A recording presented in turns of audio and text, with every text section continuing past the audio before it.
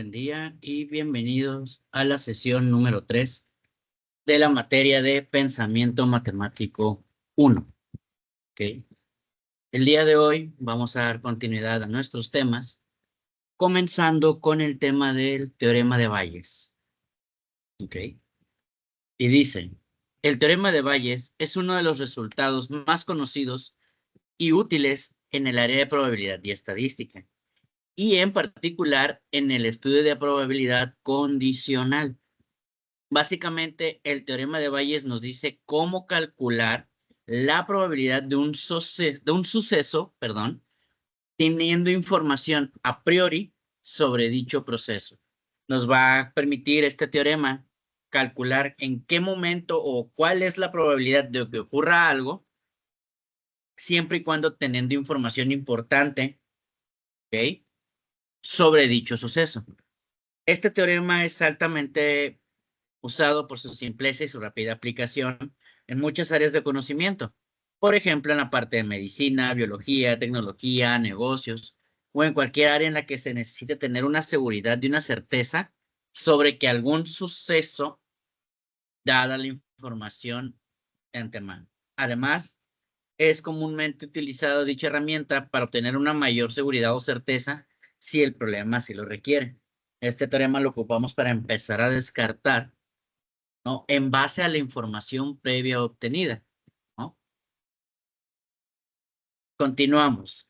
Dice, a continuación enunciaremos dicho teorema y se resolverán algunos ejercicios para ilustrar este importante resultado. ¿Okay? Sean A1, A2 hasta AK eventos mutuamente excluyentes y cuya unión es el espacio muestral E. Esto significa que la unión del evento A1 con A2, unión con A3 y así sucesivamente hasta AN eventos, pues es todo mi espacio de muestra, es todo el espacio que yo voy a ocupar precisamente para poder obtener una muestra del estudio que yo voy a realizar. ¿Okay? Si B es otro evento, entonces aplicamos la probabilidad de A eventos, de N cantidad de eventos, y el evento B de que puedan ocurrir. Y es igual a la probabilidad de del evento B con todo el conjunto de eventos A con la probabilidad de que ocurra A sobre la sumatoria de los números de eventos que va desde 1 hasta N eventos con la probabilidad de B con A y la probabilidad de A.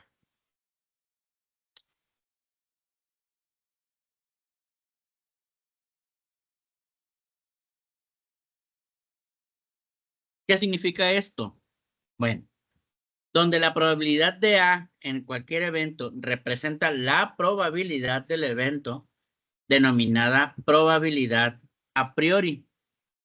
¿Y qué significa o a qué nos referimos con probabilidad a priori? Bueno, la probabilidad a priori, pues es una estimación de que un caso pertenezca a un grupo determinado cuando no se dispone de más información, ¿ok? En base a lo que tenemos, podemos determinar que un caso ocurrido pueda pertenecer a un grupo de situaciones subyacentes que puedan llegar a ocurrir.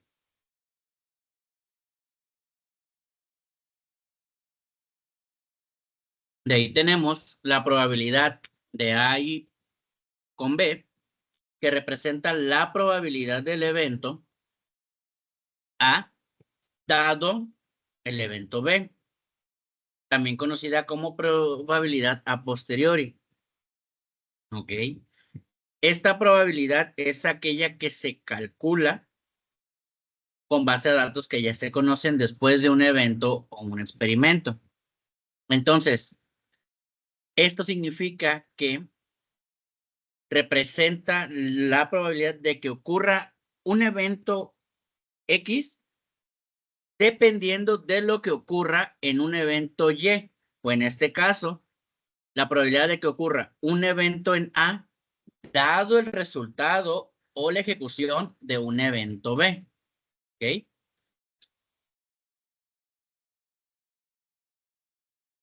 Y nuestra fórmula, que es la sumatoria de I hasta N de la probabilidad de B con base A y la probabilidad de un evento A va a ser igual a la probabilidad total del evento B.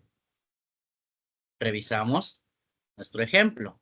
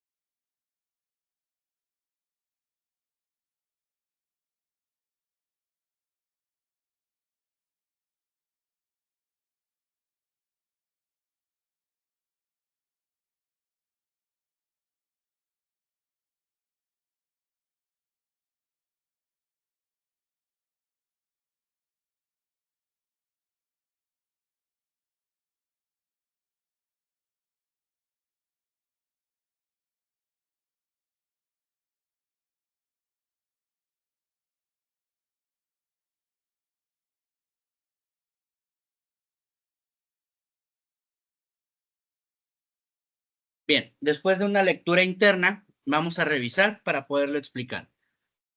Dice, el 20%, perdón, el 20% de los empleados de una empresa son ingenieros y el otro 20% son economistas. El 75% de los ingenieros ocupan un puesto directivo y el 50% de los economistas también. Mientras que los no ingenieros y los no economistas, solamente el 20% ocupa un puesto directivo. ¿Cuál es la probabilidad de que un empleado directivo elegido al azar sea ingeniero? Bueno, vamos a revisar. Mi primer evento o mi evento 1 me dice, los empleados son ingenieros.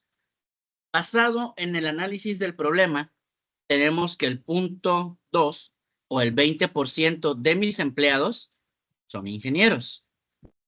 Ahora dice también, los empleados son economistas. Este es mi evento 2.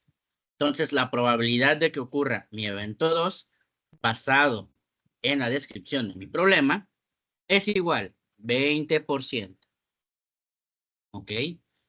Y dice, evento 3, los empleados tienen otra carrera. ¿Ok? Los empleados tienen otra carrera. Entonces, la probabilidad de que ocurra ese evento 3, pues va a ser nuestro 60% restante o nuestro 0.6 de índice de probabilidad. ¿Ok? Continuamos en la parte de abajo, donde nos dice, además, considere el evento B. Tenemos dos eventos. Primer evento o evento A, el tipo de estudio que tiene el empleado. Y nuestro evento B me dice, el empleado ocupa un puesto directivo. ¿Ok? Entonces, tenemos nuestra primer sección. La probabilidad de B menos A1 es del 75%. Analicemos el problema. Dice, el 75% de los ingenieros ocupan un puesto directivo. Mi A1 me indica que mis empleados son ingenieros. Entonces, la probabilidad como tal de que estos empleados sean ingenieros o de que estos ingenieros sean directivos ocupa el 75% o el 0.75. De ahí tenemos mi probabilidad de que ocurra el evento B, que es que ocupe un puesto directivo, dado la circunstancia o condición de que el empleado sea economista. Y el problema me indica que es un 50%. ¿Ok?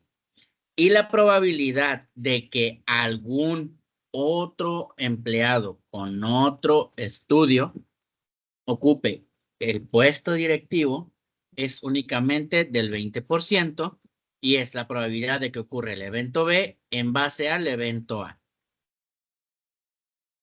Tenemos entonces este pequeño diagrama donde vemos la información resumida de este dato.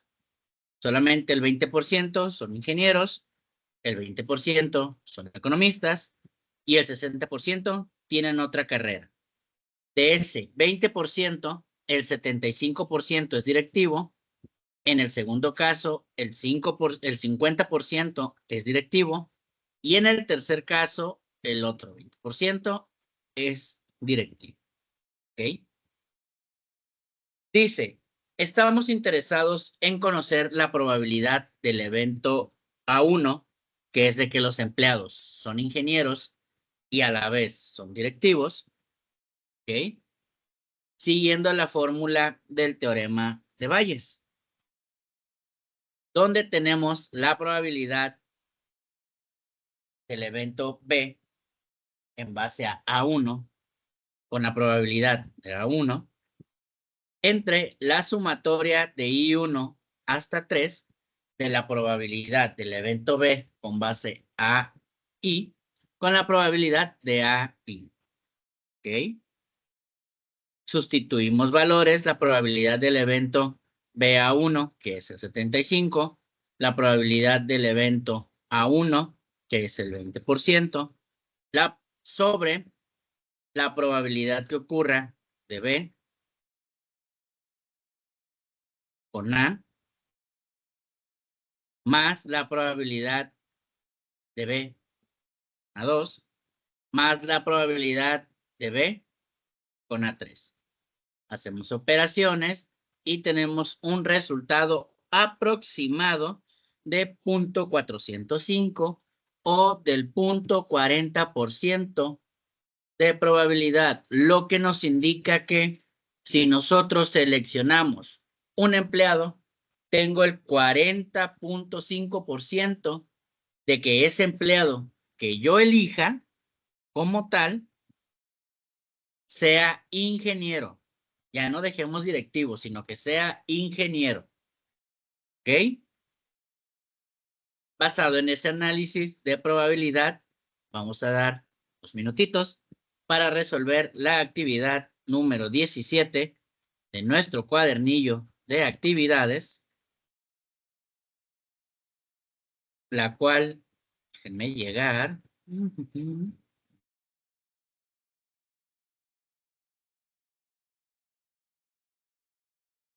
Nos habla precisamente y nos solicita la resolución de 3 problemas en cuestión de probabilidad. Damos unos minutitos y continuamos.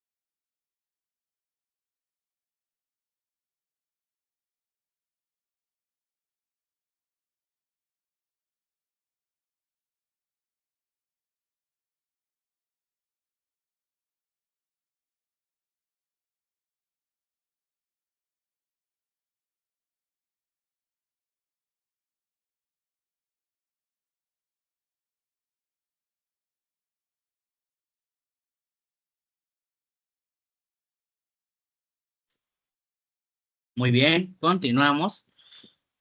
Pasamos a la actividad número 18. Ok, y nos vamos a regresar al tema teórico para dicha actividad.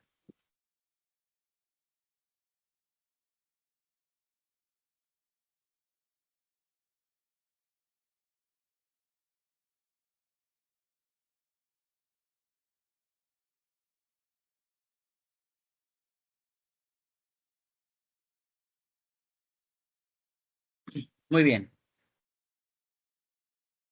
Nuestro tema, recolección de datos de fuentes confiables e identificación de variables relevantes. Ok. Ya sabemos y damos por confirmado, tanto en principios de esta asignatura como en asignaturas previas, que existen diferentes métodos de recolección de datos. Y estos métodos o técnicas de recolección de datos nos van a servir, valga la redundancia del nombre, obtener información, ¿ok? En algunos procesos son sistemáticos, todo con el fin de encontrar respuestas a algún problema de investigación, ¿ok? En función de la fuente que recoge información, estos métodos pueden ser identificados de dos formas o dos categorías: métodos secundarios y métodos primarios. ¿Ok? Métodos secundarios, aquellos que son en base a la recolección de datos de información ya previamente existente. Y los métodos primarios es cuando nos vamos directamente a la fuente de la información para obtenerla lo más fresca, por así decirlo, o lo más real posible. ¿Ok? Tenemos encuestas, sondeos, métodos estadísticos. ¿Ok? Y aquí lo que revisamos o lo que debemos de analizar es algo bastante interesante. ¿Ok? Dentro de la cuestión de análisis de datos, tenemos dos tipos de variables importantísimas a destacar: lo que son las variables cualitativas y lo que son las variables cuantitativas. ¿Ok? Variables cualitativas, aquellas que corresponden a una cualidad y no pueden ser contables, contabilizadas o medibles como tal. No existe una unidad de medida, por así decir. A diferencia de las cuantitativas, que estas sí se pueden contabilizar y llevar un registro adecuado y un análisis más a profundidad de ese tipo de datos. ¿Ok? Ahora bien, analizamos un poquito las variables relevantes. ¿Ok? Una variable de investigación o una variable de estudio es el término que se utiliza para referirse a cualquier tipo de relación causa-efecto. ¿Ok? Quiere decir que una variable representa un atributo que puede ser medible y que cambia a lo largo de un experimento. ¿Ok? Comprobando los resultados. Una variable es aquel dato que nosotros vamos a poder modificar o a modificar dependiendo de la situación del caso de estudio que queramos revisar.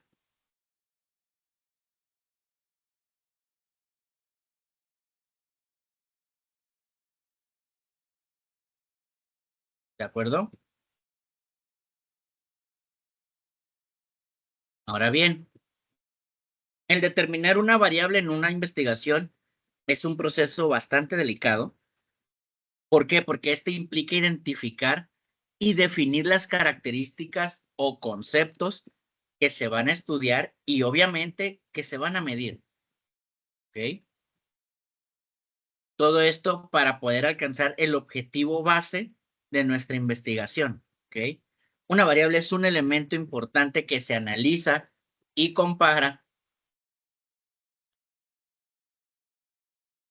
Ay, perdón. Que se analiza y compara para obtener resultados y conclusiones sobre el fenómeno o el caso de estudio que nosotros tengamos. ¿Ok? Ahora, para poder definir una variable, pues necesitamos aplicar una serie de pasos.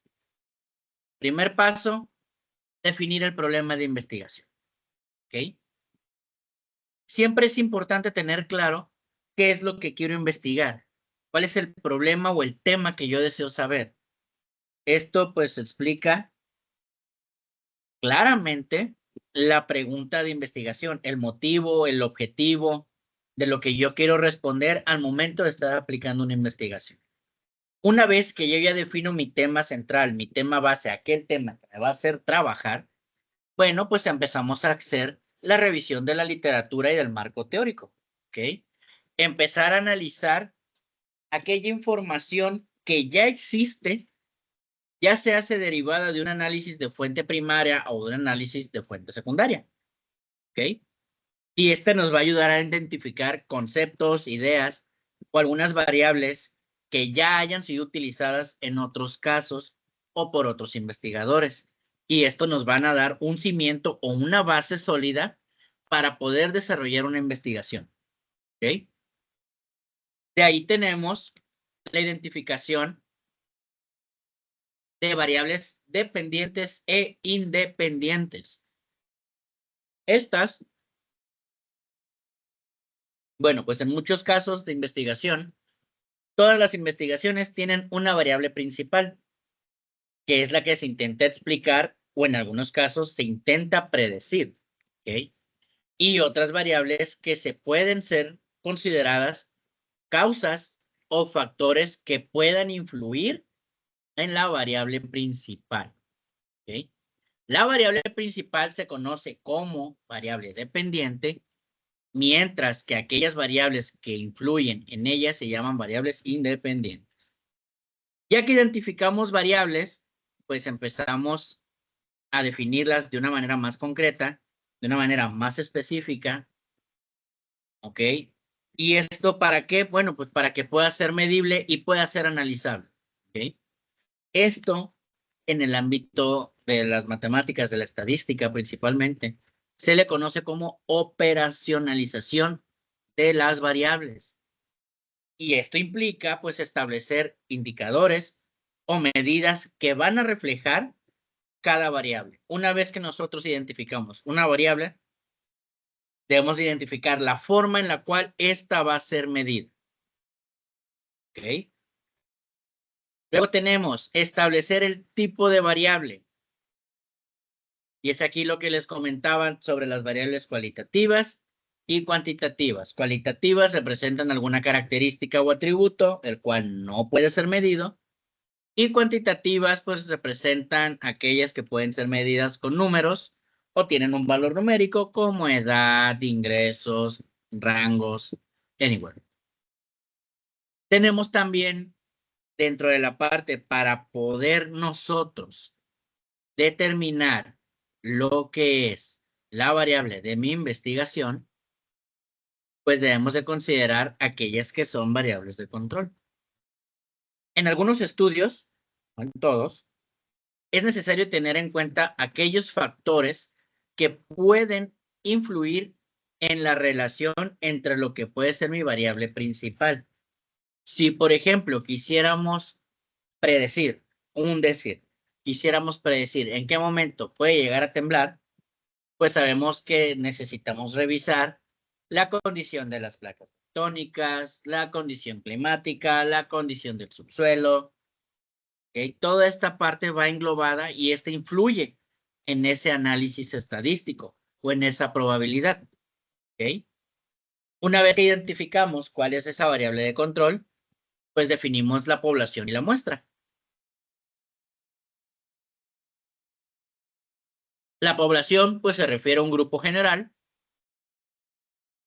al que se desea hacer inferencias en los resultados, el saber en dónde se va a aplicar, ¿no? O el cómo puede influir. Y la muestra es solamente una pequeña parte de esa población, ¿ok? No vamos a realizar un estudio con toda la población. Simplemente agarramos un espectro de muestra o agarramos una muestra. Si tenemos una población de 10 personas, para mi estudio puedo agarrar 5 o 6 personas y esas 5 o 6 personas va a ser mi muestra. ¿Ok? Y derivado de eso, pues se van a validar las variables. Antes de que se comience con la recolección de los datos, pues es importante que ya tengamos esas variables definidas para que nuestras técnicas de recolección de datos nos puedan llevar a la obtención de los resultados acorde a las variables con las cuales yo voy a trabajar. ¿Ok? Espero que esta parte nos haya quedado un poquito claros.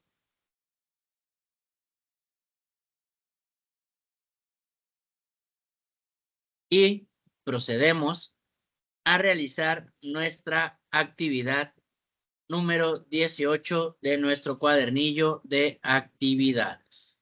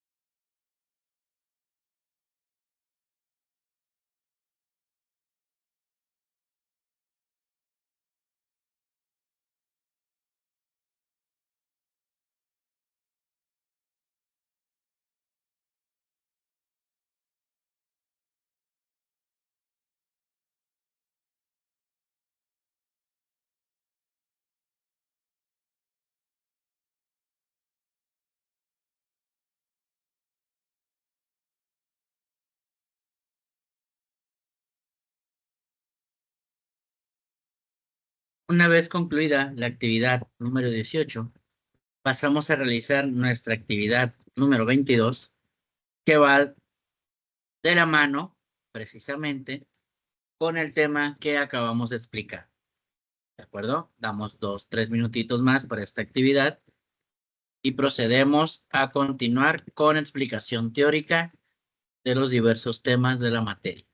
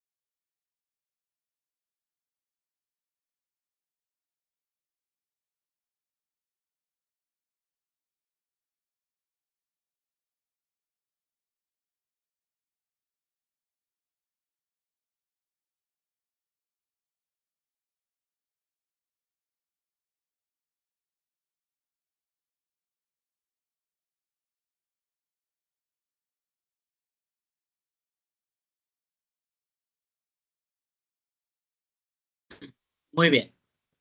Regresamos a nuestra teoría.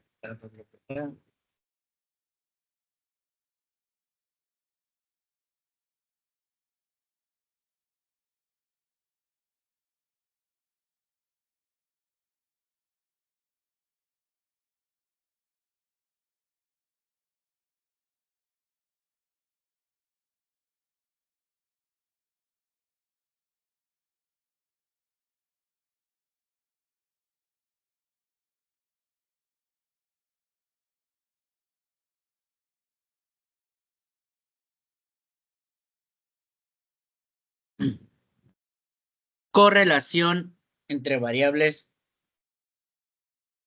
perdón. Correlación entre variables cuantitativas. ¿Ok? Retomemos un poco. Una variable cuantitativa, pues es aquella variable que puede ser dada, ¿no? Como tal, que es una variable numérica y es más fácil de contabilizar. En este sentido, nos dice la cuantificación de la fuerza de la relación lineal entre dos variables cuantitativas se estudia por medio del coeficiente de correlación de Pearson. Dicho coeficiente únicamente está entre los valores -1 y 1. ¿Okay? Y en este caso, un valor -1 indica una relación lineal o una línea recta positiva perfecta. Una correlación próxima a 0 indica que no hay relación lineal entre estas dos. ¿Ok? En este punto, pues para poder realizar la representación gráfica de los datos, es fundamental trabajar con el coeficiente de correlación, ya que existen relaciones que no son lineales. ¿Ok? Nuestro coeficiente de correlación posee ciertas características. Primero, es independiente como tal de cualquier unidad usada para medir variables. Este no lo vamos a contemplar con alguna unidad de medida de nuestras variables, ya que es independiente de ello.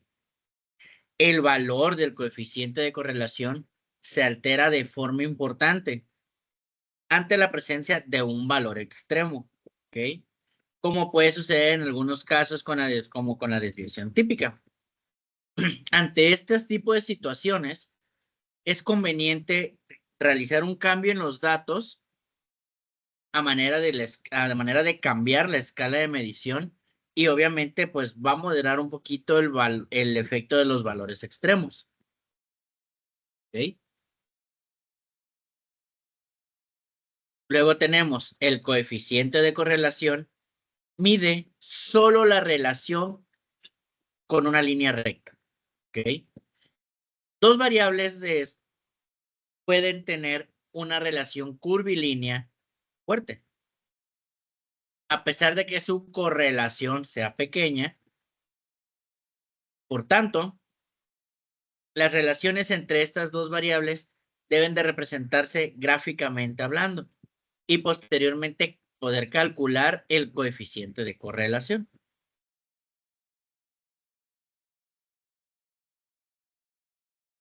De igual manera, este coeficiente no se debe extrapolar.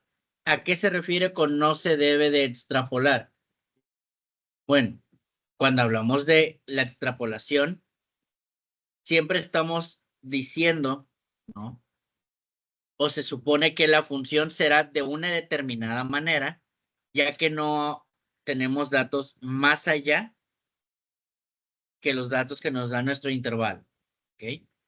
En consecuencia, pues nunca se puede contemplar que esa función tomará ese valor de una manera aproximada. ¿Ok? Entonces nos dice que el coeficiente de correlación no se debe extrapolar más allá del rango de valores observados entre las variables de estudio que lleguemos a tener, ya que obviamente existe, pues, entre la variable X y la variable Y, pues puede cambiar fuera de dicho rango. Existe una relación la cual pudiese llegar a cambiar. Tenemos también que la correlación no implica una causalidad. ¿Qué quiere decir esto? Bueno, pues la causalidad es un juicio de valor que requiere más información que solamente un dato cuantitativo de un coeficiente. Requiere más información, más datos para poder emitir la cuestión causal. ¿Ok? Luego tenemos el coeficiente de correlación de Pearson. Puede calcularse en cualquier grupo de datos. Sin embargo, para que este test sea válido, ¿ok?, requiere de tener un sentido estricto. Por ejemplo, que las dos variables procedan de la misma muestra. ¿Ok? Y que al menos una de esas variables tenga una distribución normal de la población que procede. ¿Ok? Para el cálculo válido de un intervalo de confianza del coeficiente de correlación de Pearson o R, ambas variables deben de tener una distribución normal. ¿Ok? Si no cuentan con una distribución normal, una o ambas variables pueden ser transformadas.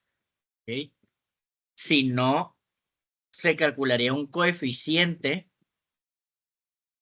de correlación que fuera no paramétrico.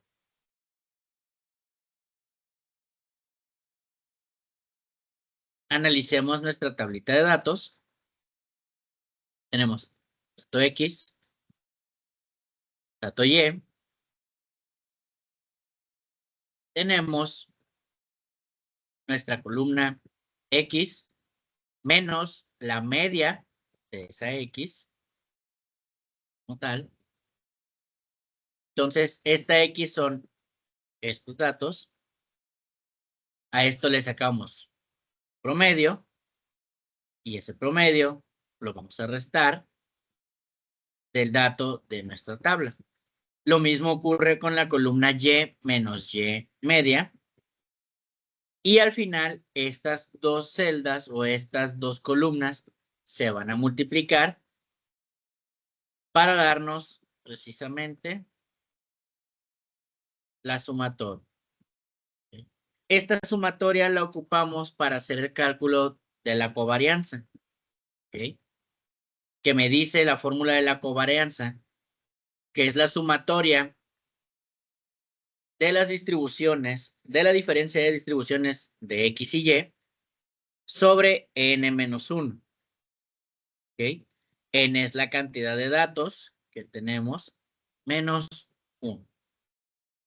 En este caso, pues ya tenemos nuestra sumatoria, que es 290.8, entre 19, que es nuestro número de datos, menos 1, y nos da una covarianza de 15.30. Ahora, con eso, calculamos precisamente nuestro coeficiente de correlación de Pearson, donde nos dice que necesitamos la covarianza y la desviación típica que pueda haber en X y la desviación típica que pueda haber en Y. ¿Cómo podemos obtener precisamente esa desviación típica o a qué se refiere con desviación típica? Bueno, pues la desviación típica o desviación como tal indica que la mayor parte de los datos de la muestra deben estar agrupados cerca de la media que estos pueden llegar a tener. ¿Ok? Y es conocida pues como la desviación estándar que obtenemos de X y la desviación estándar que obtenemos de Y. Sustituimos valores y obtenemos un coeficiente de 0.885, lo más alejado del cero. Entonces, recordemos que nuestro coeficiente de Pearson puede ir desde -1 hasta 1. ¿Ok? Más allegado al cero es más preciso y más exacto nuestro dato. y nuestro coeficiente. Basado en eso, en esta pequeña explicación, procedemos a realizar nuestra actividad número 23 para calcular el coeficiente de correlación, la predicción y las correlaciones. Damos un par de minutos para ejecutar dichas acciones.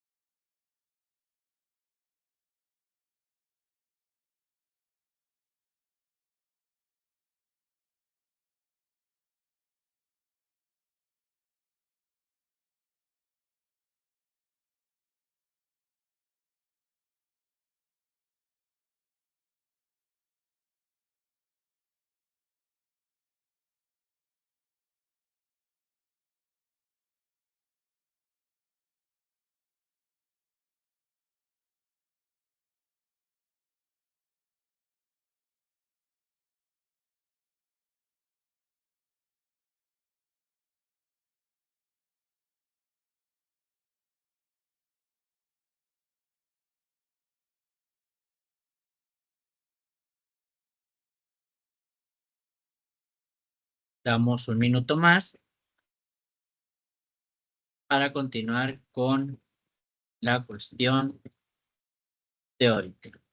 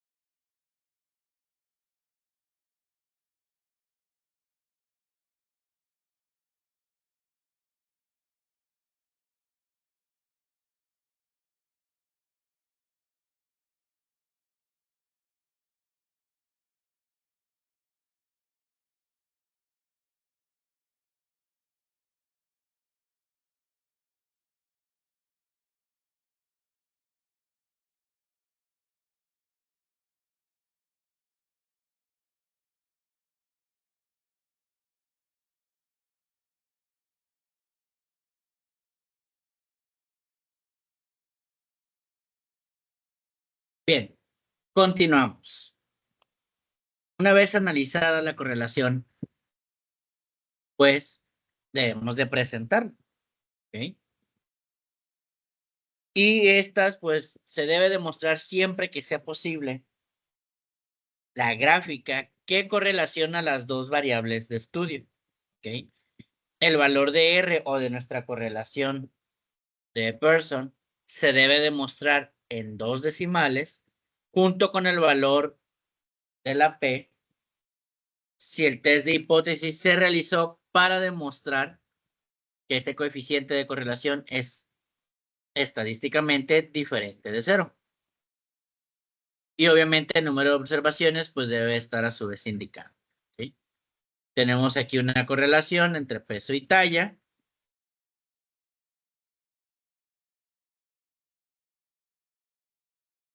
¿Y cómo se interpreta? Bueno,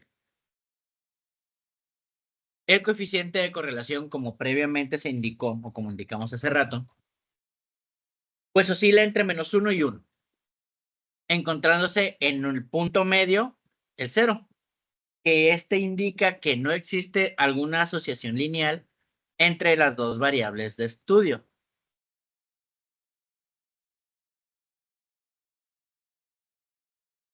Un coeficiente de valor reducido obviamente no va a indicar necesariamente que no exista una correlación, ya que las variables se pueden presentar con una relación lineal, como puede ser el peso del recién nacido y el tiempo de gestación. En este caso, pues el coeficiente de correlación de Pearson infraestima la asociación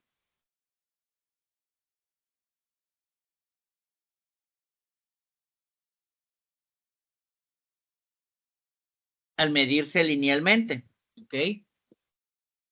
Los métodos que no son paramétricos pues van a ser mejor utilizados En este caso, pues para mostrar si las variables tienden a elevarse de una manera conjunta o en este caso tienden a irse en direcciones diferentes de manera separada. ¿Okay? La significancia estadística de un coeficiente debe tomarse en cuenta conjuntamente con la relevancia clínica del fenómeno que ya estudiamos, ya que hay coeficientes de 0,5 a 0,7 que tienden a ser ya significativos con algunas muestras pequeñas. Es por ello que es muy útil calcular el intervalo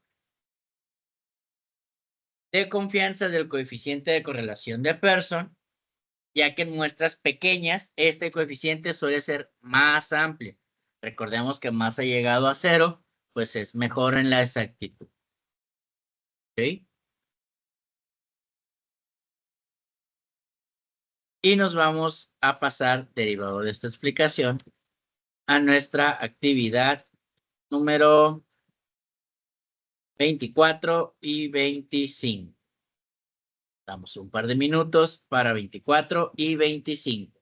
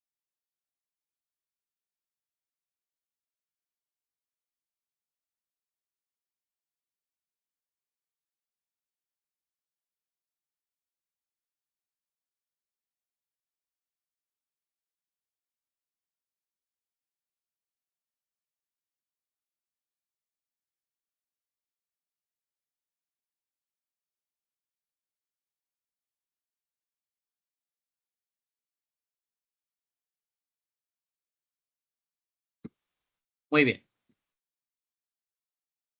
Vamos a continuar con el siguiente tema. Medidas de tendencia central. ¿Ok? Medidas de tendencia central.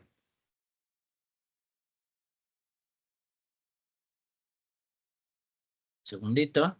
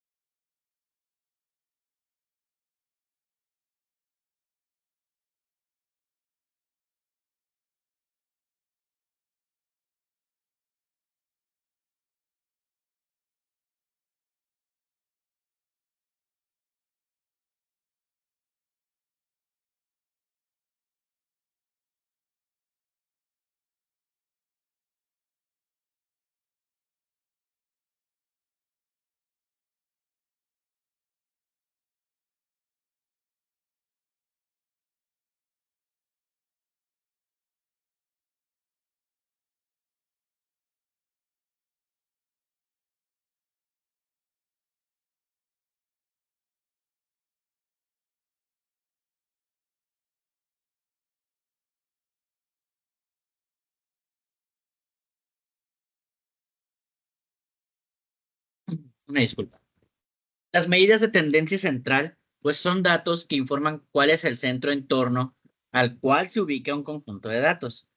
Estas, pues, son utilizadas precisamente, pues, para resumir información, ¿ok? Estas medidas, pues, son fundamentales para el análisis estadístico, para identificar el valor que representa el centro de un conjunto de datos. Tenemos diferentes medidas o las principales medidas de tendencia central. Por ejemplo, promedio o media aritmética. Esta la utilizamos y esta, su fórmula, por así decirlo, para poder calcular la media aritmética o el promedio, es la suma de todo el conjunto de datos, de todo el conjunto de información que tengamos, y lo vamos a dividir entre la cantidad de los datos, ¿no? Como por ejemplo lo vemos aquí. Para obtener la media del conjunto de números 3, 4, 7, 8 y 10, se deben sumar todas esas cifras, ¿ok? Y esas cifras, pues van a ser divididas entre la cantidad de cifras que son. En este caso son 5 números, se suman y se dividen entre 5, ¿ok? En el caso de la medida de tendencia central mediana, ¿ok? Este dato es el que ocupa la posición central de un conjunto de datos, cuando éstas se organizan precisamente en orden de magnitud. Por ejemplo,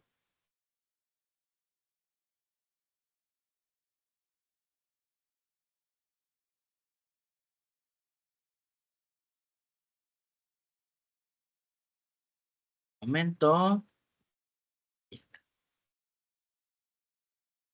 Por ejemplo, vamos a tener el conjunto de datos 1, 4, 3, 2, 5, 8, 11, 9, 14, 10 y 20. Son 1, 2, 3, 4, 5, 6, 7, 8, 9, 10, 11. Para calcular la media aritmética promedio, hay que sumar todos los números y dividirlo entre la cantidad de números que son. Entonces sumaríamos 1 más 4 más 3 más 2 más 5 más 8 más 11 más 9 más 14 más 10 más 20. Y el resultado de esa suma sería 1 más 4 más 3 más 2 más 5 más 8 más 11 más 9 más 14 más 10 más 20. El resultado de esta suma sería de 87. Ahora el promedio es igual a 87 entre 11, que es la cantidad de números que tenemos. Mi promedio sería 7.90. Para calcular la mediana se requiere ordenar la información. En este caso vamos a hacerlo de manera ascendente.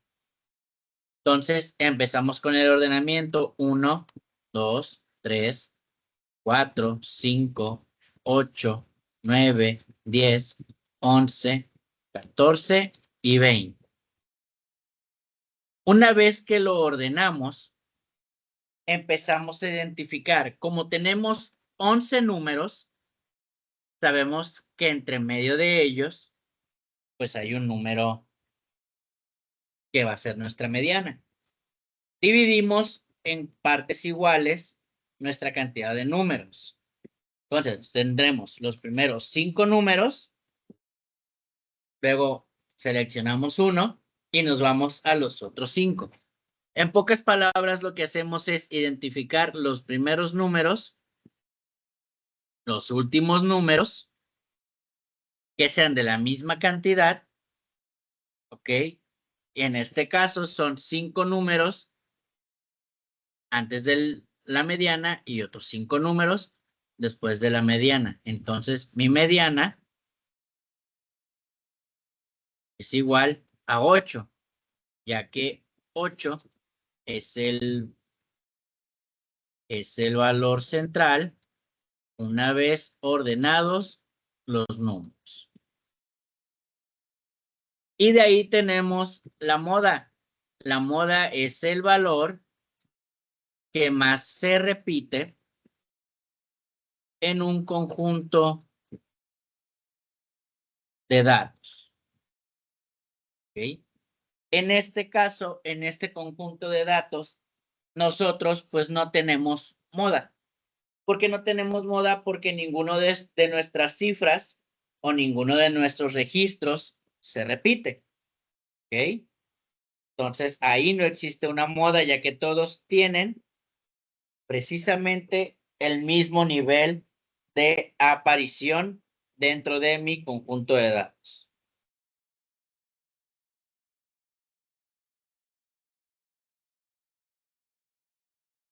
¿Ok? Continuamos con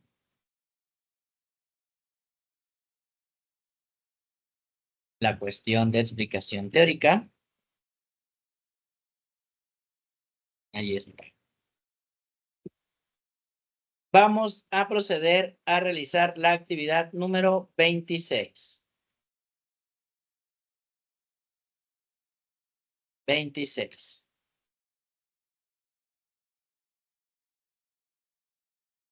Empezamos primero con los ejercicios 1, 2 y 3.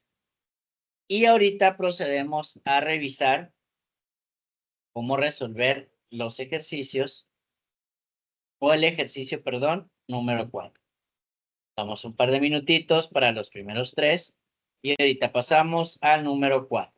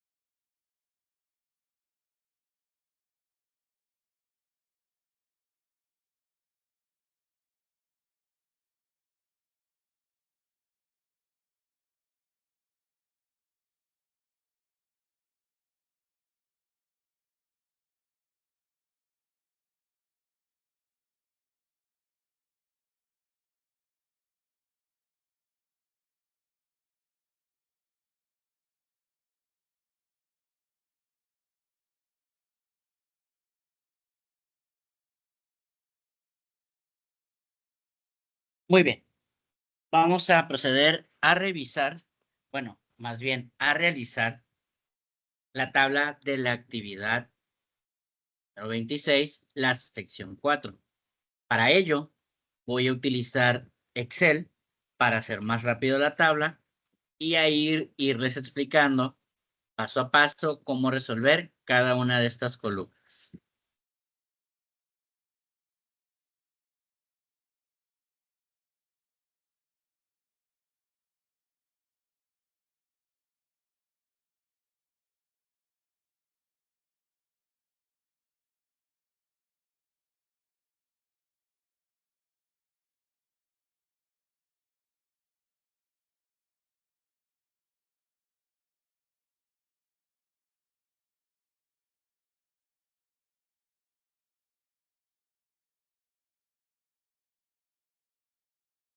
Ok, voy a abrir Excel, voy a generar la columna LI, LS.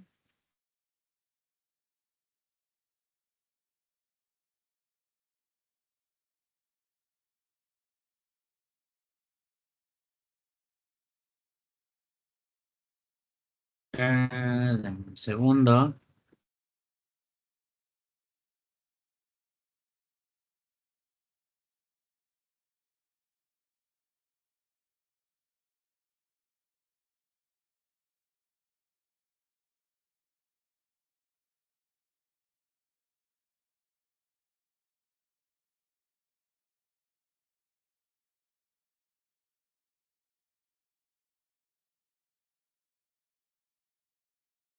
Ok, LILS, XI, FI. No se ve, voy a hacerlo más grande. FI, XI por FI.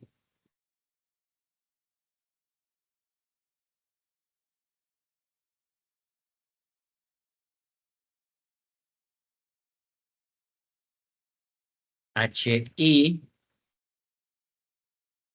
HI, porcentaje y los grados. Voy a resolver las primeras dos filas y en base a esas dos filas ya podrán ustedes resolver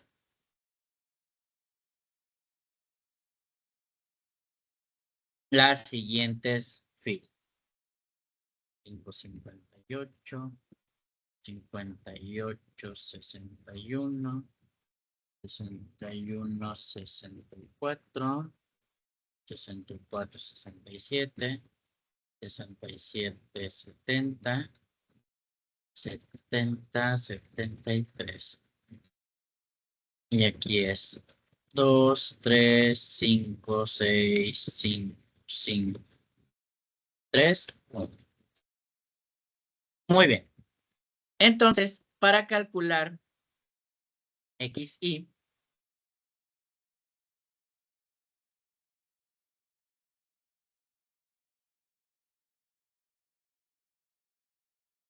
muy bien.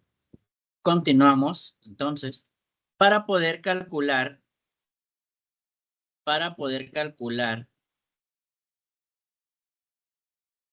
nuestro XI, voy a compartir pantalla.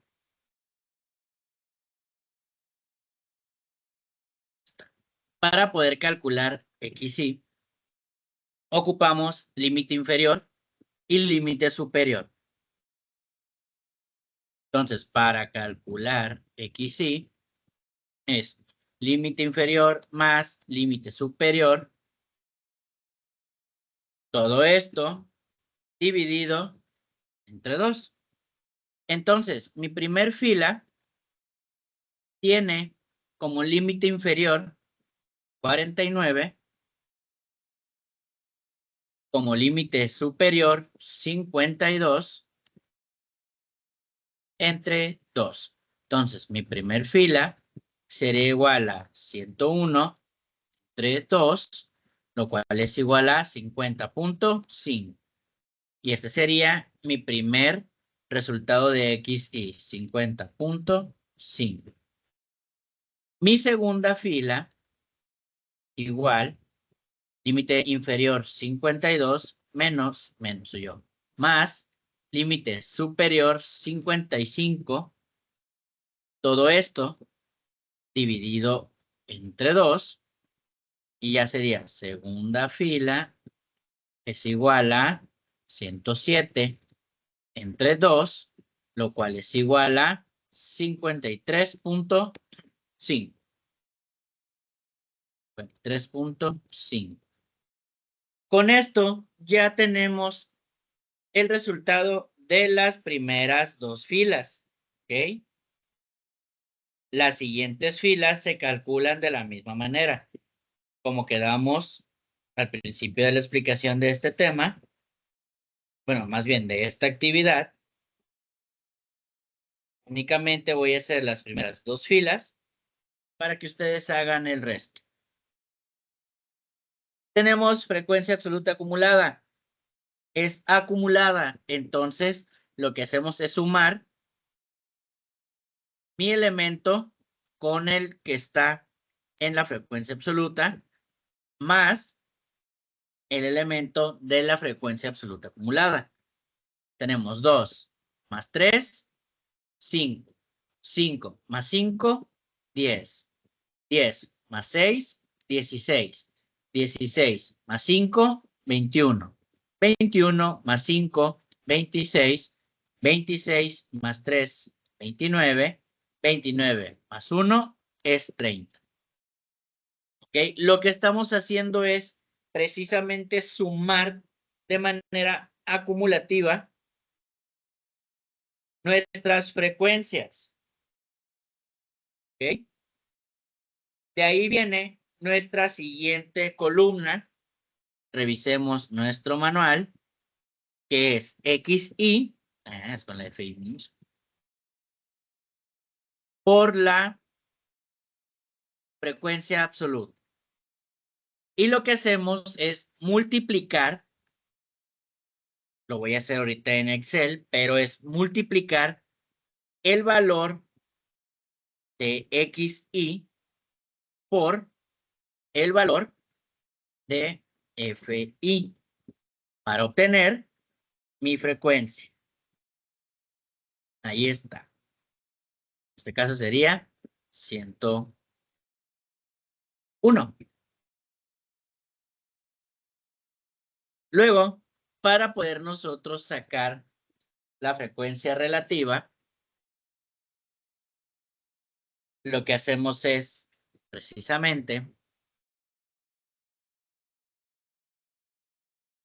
tomar nuestra frecuencia absoluta y dividirla entre el número de elementos de mi muestreo, que en este caso son 30 elementos, y vamos a elegir y verificar precisamente,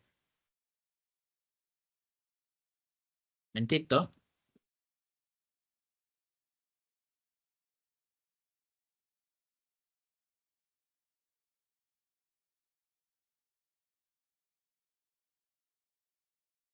en este caso, mis frecuencias que vamos a utilizar es la frecuencia absoluta entre lo que será la suma de todas mis frecuencias. Frecuencia absoluta entre la suma de todas mis frecuencias. Frecuencia absoluta entre la suma de mis frecuencias. Entonces, la suma de mis frecuencias como tal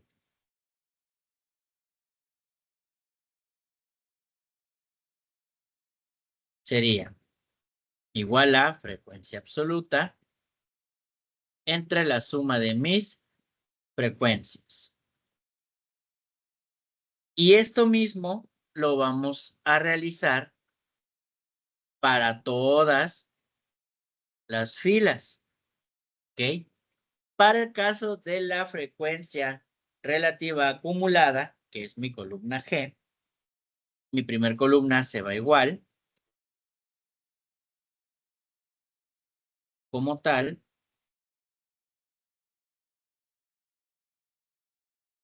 tenemos que calcular nuestra segunda frecuencia para irla sumando con la anterior para hacerlo de manera que ésta sea acumulada.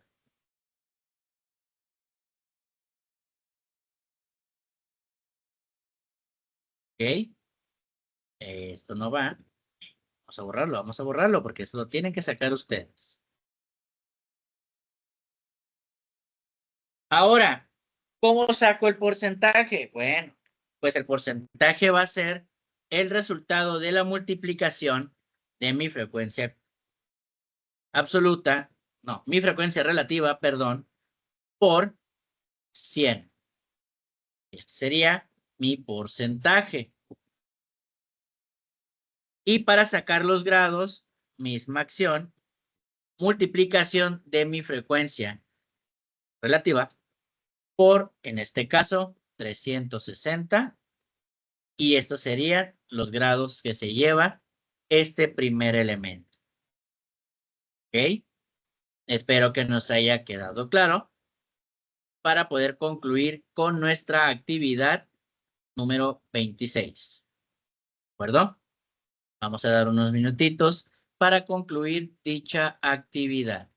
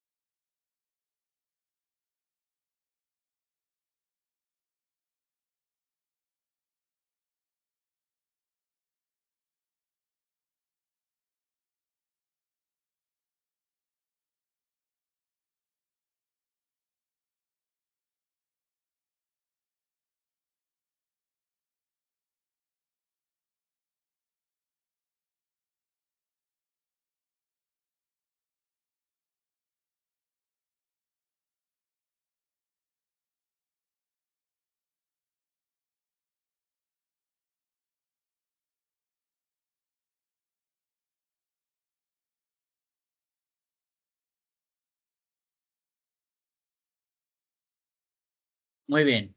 Continuamos con contexto teórico.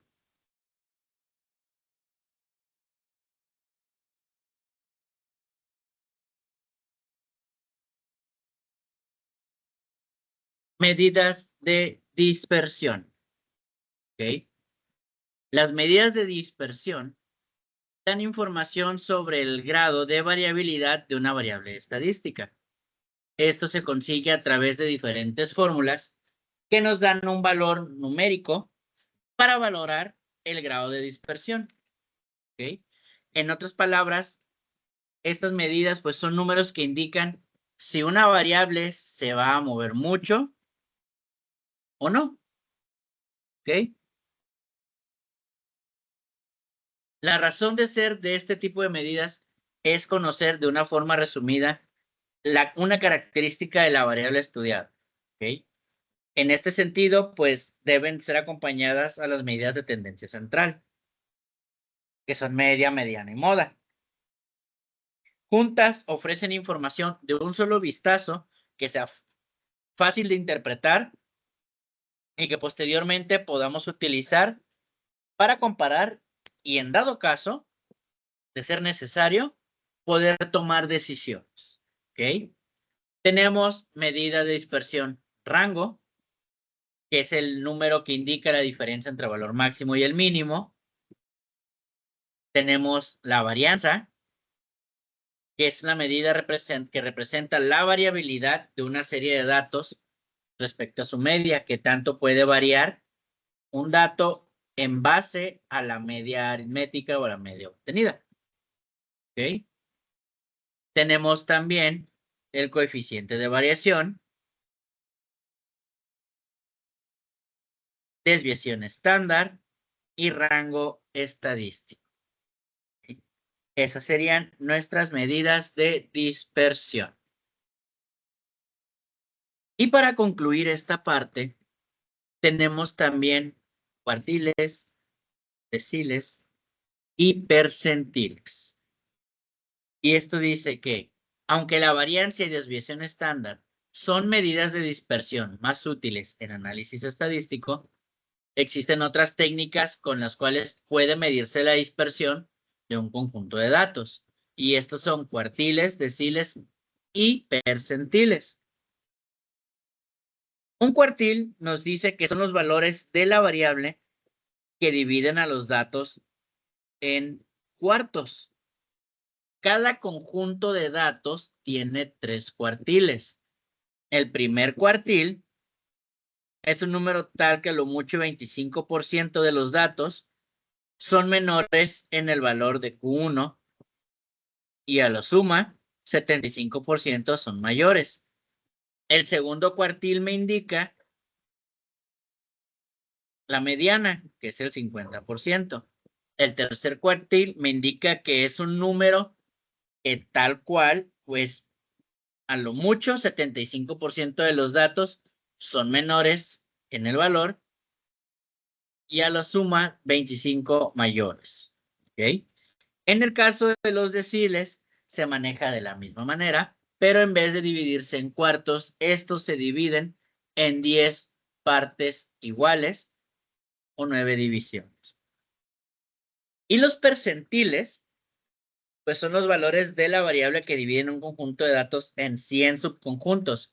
¿Por qué en 100 subconjuntos? Porque estos 100 subconjuntos pues marcan nuestro 100%. ¿Ok? Estos pues se separan en conjuntos de 10 iguales como tal y nos van indicando pues datos cercanos a nuestra media para empezar a segregar o empezar a distinguir a qué elemento o a qué valor puede llegar a corresponder. Espero que esta sesión haya sido bastante provechosa en caso de que no se explicaron los temas más pesados, los más importantes, por así decirlo, para poder dar continuidad y conclusión a nuestro manual de actividades. Si no lo pueden concluir al 100%, no tenemos ningún problema con que logremos tener de las 28 actividades, tengamos 23 o 24, estamos muy bien en el manejo de ellas. Obviamente los tiempos no nos dan para poder visualizar un poco más de contenido. Sin embargo, se está avanzando de una manera adecuada. Espero que esta clase haya sido de provecho y nos seguimos viendo en alguna otra sesión. Hasta luego.